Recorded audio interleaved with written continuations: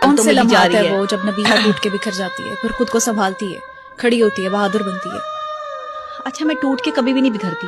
میں ہمیشہ اپنے آپ کو سمیٹنے کا میرے اندر بڑا حوصلہ ہے. مجھے نہیں پتا مجھے کون سی طاقت سنبھالتی. میں انسپریشن لیتی ہوں کہ جب نبی پاک صلی اللہ علیہ وآلہ وسلم بہت چھوٹے تھے تو وہ یتیم ہو گئے تھے.